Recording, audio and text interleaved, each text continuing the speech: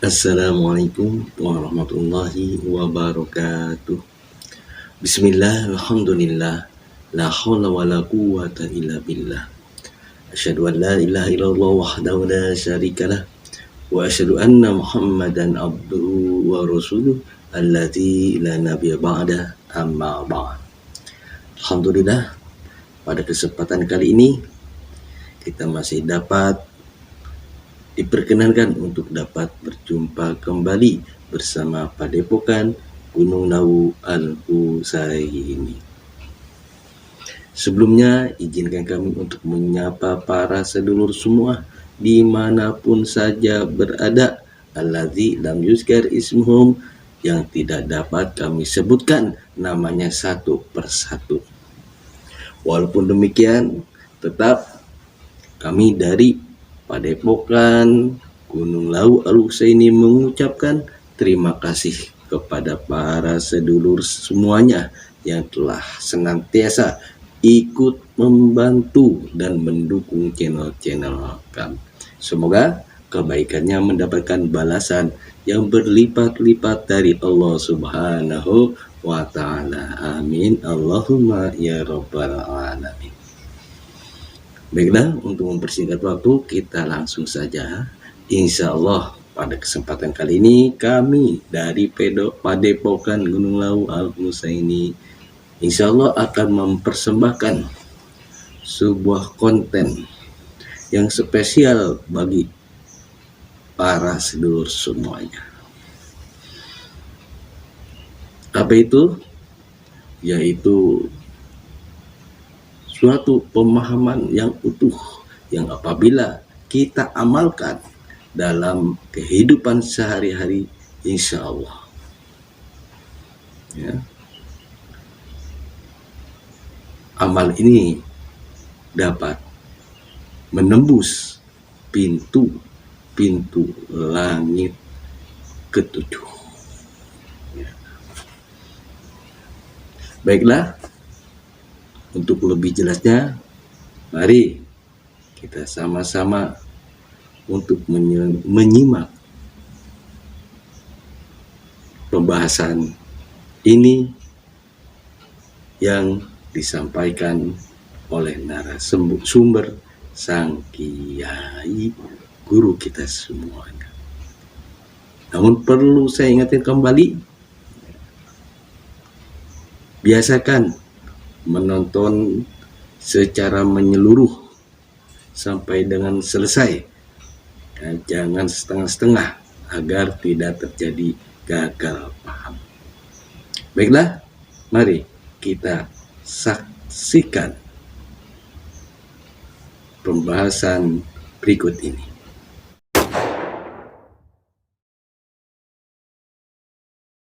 Orang itu sukanya mengamalkan amaliyah yang aneh-aneh, yang kalau bisa, suatu amalan kalau dibaca itu lidah sampai ketekuk keseleo, jadi tidak semua orang bisa mengamalkan, lakok amalan kok dicari, yang aneh-aneh, nat, afdholu zikri falam annahu la ilaha illallah, seutama-utama zikir itu la ilaha illallah. Tidak ada zikir yang melampaui keutamaan la ilaha illallah. Zikir yang lain-lain itu tidak ada yang bisa mengungguli keutamaannya zikir la ilaha illallah. Kenapa? Karena amal-amal ibadah yang lain itu tidak bisa diterima Allah. Sholat, zakat, sedekah, bacaan Al-Quran, puasa, apa saja amaliyah itu tidak akan diterima Allah. Akan diterima oleh Allah kalau menembus 7 langit, dan di langit itu ada pintu-pintunya, dan di pintu-pintu langit itu ada malaikat penjaganya, dan malaikat penjaga itu diperintah Allah untuk menolak amal siapa saja yang akan menuju langit. Jika orang yang beramal itu masih iri, dengki, hasad, ujub, sombong, takabur, syirik, riyak, dan sifat tercela itu tumbuh dan adanya di titik latifah manusia, dan zikir yang bisa membersihkan titik latifah dari sifat tercela itu hanya la ilaha illallah. Makanya kenapa zikir la ilaha illallah itu utamanya mengalahkan zikir yang lain, orang bisa zikir la ilaha illallah dengan benar itu pasti menjadi waliullah.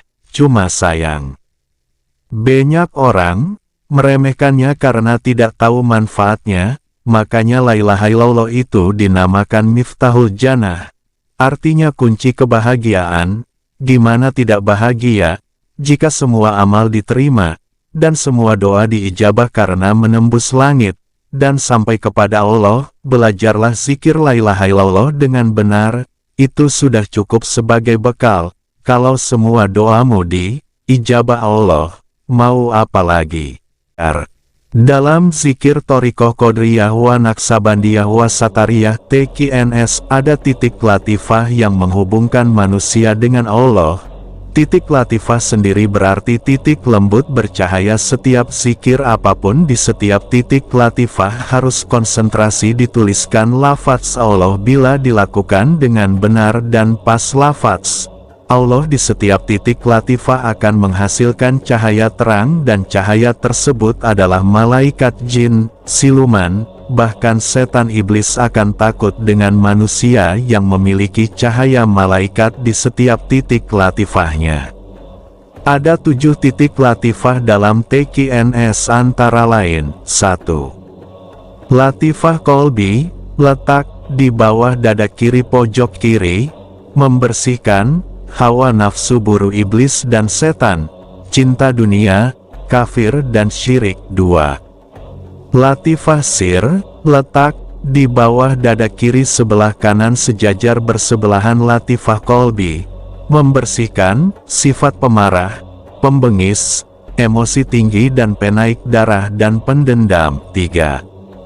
Latifah Khafi, letak di bawah dada kanan sebelah kanan latifah Sir dan bersebelahan dengan latifah Ruh, membersihkan sifat busuk hati, munafik, pendusta, mungkir janji, pengkhianat dan tidak dapat dipercaya. 4. Latifah Ruh, letak di bawah dada kanan pojok kanan dan bersebelahan dengan latifah Khafi, membersihkan sifat tamak, rakus dan bakil. 5. Latifah AKHFA, letak tengah dada, membersihkan sifat sombong, takabur, ria, ujub dan sum'ah. 6. Latifah Nafsi, letak tengah dahi jidat, membersihkan sifat suka ngalamun, khayal dan angan-angan. 7. Latifah Kulu Jasad Badan, letak ubun-ubun, otak tengah, membersihkan malas, jahil dan lalai. Tanda pagar keterangan, tanda pagar. Lebih difokuskan kepada zikir pondasi dan minimal lafaz Allah di dada atau latifah akhfa, karena di dada adalah tempatnya filter dan tameng benteng tubuh dari energi buruk, jin, siluman, setan iblis yang berusaha masuk tubuh. Penjelasan titik latifah. Seseorang siapapun itu tidak akan bisa mengendalikan dirinya atas hatinya, atas jasmaninya, atas ruhnya, karena aruhu minamiri robi. Ruh itu urusannya Allah, hati itu urusannya Allah, ruh itu urusannya Allah. Dalam diri manusia itu ada 7 latifah, sebagaimana ada pintu 7 langit. Latifah itu adalah latifah Qalbi, latifah Sir, latifah Khafi, latifah Akhfa, latifah Ruh, latifah Nafsi, dan latifah Kulu Badan. Kalau manusia itu membersihkan latifah dalam tubuhnya, maka sama saja dia membersihkan diri dari 7 kekotoran yang menjadi sebab tertolaknya amal sampai menembusi 7 langit. Dengan sendirinya kalau 7 latifahnya bersih dari sifat tercela maka sama saja dia telah membuka 7 pintu langit. Ini sebenarnya teori sangat sederhana, tapi mungkin jarang orang yang berpikir ke sana. Jika 7 latifah kita terbuka bersih dari batu dan kekotoran yang menutup sumur Fatzilah, maka air Fatzilah dari Allah akan memancar tanpa harus kita mengupayakan agar air keluar. Sebagaimana sumur yang telah ketemu sumbernya yang ada 7. Sumur itu akan menyumber terus tanpa kita mengupayakan agar airnya keluar. Nah, saat pembersihan dan penggalian 7 pintu latifah itu, dan saat pembersihan soal ruhani itu jelas bukan urusan kita, atau penyedot debu dari manapun, juga bukan urusan cleaning service manapun. Tak ada pembersih atau sabun apapun yang bisa membersihkan, tak bisa itu dilakukan manusia, kecuali oleh Allah yang bisa membolak-balikkan hati, penguasa alam ruh, alam sir dan ahfa. Maka tak ada solusi paling cerdas, melebihi solusi mendekatkan Sang Maha Membersihkan, yaitu Allah, agar ruh kita, kolbu kita dibersihkan, dan pendekatan itu dengan memperbanyak zikir mengingatnya. Sebab Allah itu beda dengan makhluk, Dia tak butuh disogok atau membutuhkan makanan enak, atau diberi parsel agar kita menjadi dekat, tapi Dia didekati dengan pendekatan kehambaan kita. Maunya kita menghamba, mengingatnya. Dalam tidur, duduk, berdiri, menunjukkan kecintaan kita. Jadi jika satu saja latifah kita terbuka, maka akan mengucur kekuatan dari Allah ke tubuh kita dari lubang latifah itu. Loh, bagaimana kok bisa? Di dalam tubuh kita, Yanda beda dengan kita gali tanah, kok tanah lantas ada airnya. Seperti matahari yang mengeluarkan energi, mengeluarkan cahaya menerangi jagat, kita tak percaya juga matahari tetap akan menerangi jagat, tak menunggu kita percaya dulu baru matahari itu akan menerangi jagat. Akal kita tak nyampai dari mana keluarnya energi matahari, tetap saja matahari akan menerangi jagat dan tak habis energinya walau dipakai oleh orang seluruh dunia. Yang kutulis juga tidak ingin dan sama sekali tak ada maksud agar siapapun supaya percaya dengan ceritaku, dan penulisanku juga tak menunggu orang percaya baru aku menulisnya. Ketika latifah itu sudah terbuka, maka dengan sendirinya jika dikonsentrasikan akan mengalir kekuatan dari Allah, dan itu bisa dites dan dibuktikan, ketika ada jin merasuk ke tubuh seseorang atau orang kerasukan, dan dipegangi banyak orang, jin itu akan mementalkan siapa saja yang memegangnya, maka cukup dengan seorang yang latifahnya terbuka itu menempelkan jarinya ke orang yang kerasukan itu, maka jin di dalam tubuh orang itu akan tak punya daya, seperti ditindih sebuah gunung, padahal hanya ditempeli jari. Memang aneh, tapi itulah kenyataannya, dan siapa saja bisa mempraktekkannya, jika sudah tertembusi latifahnya. Lalu bagaimana tanda seseorang itu tertembusi latifahnya? Yaitu ketika dia mengkonsentrasikan zikir pada titik latifah, maka akan merasa ada aliran dingin dari titik latifah itu mengaliri seluruh urat di tubuh, seperti layaknya bendungan yang dibuka dan airnya mengaliri parit dan sungai-sungai. Bahkan bukan hanya itu, saat kita konsentrasikan titik latifah dengan zikir yang biasa, kita zikirkan, maka jika ada jin yang merasuk pada seseorang, nantinya tak akan tahan melihat wajah kita atau dada kita, karena pancaran nur ilahi yang menyelimuti kita. Jadi bukan kita yang sakti sampai jin takut, tapi karena nur ilahi yang memancar itulah yang membuat jin takut. Ingat, ini bisa dilakukan siapa saja, jadi jangan sekali-kali beranggapan saya hebat, wong murid saya juga banyak yang bisa. Kita hanya perlu memproses diri dengan cara yang benar, dengan amaliyah yang benar, sehingga menghasilkan hasil yang benar dan bermanfaat. Jadi tak ada sakti atau hebat, yang sakti dan hebat hanya Allah.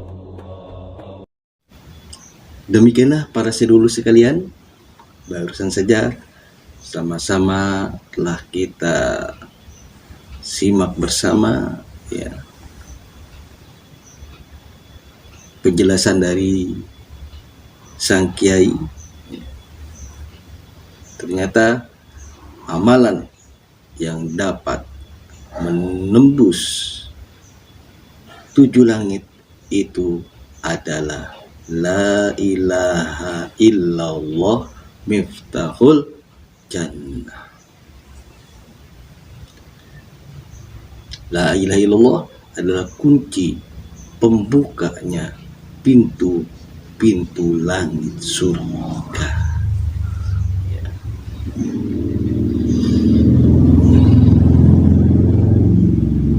Tentunya hal itu dapat dilakukan apabila titik-titik latifah kita sudah bersih dari noda-noda dan dosa-dosa yang kita lakukan. Ya. Dan semua itu ada keilmuan dan caranya sendiri. Bagi sedulur yang ingin mengetahui lebih lanjut tentang amalan ini, silakan bisa menghubungi kami pada nomor yang ada di bawah ini. Demikianlah apa yang kami persembahkan, dicukupkan sekian ya. Semoga besar manfaatnya bagi kita semua. Hanya dengan la ilaha illallah miftahul jannah, semua amal ibadah kita akan diterima oleh Allah Subhanahu wa ta'ala.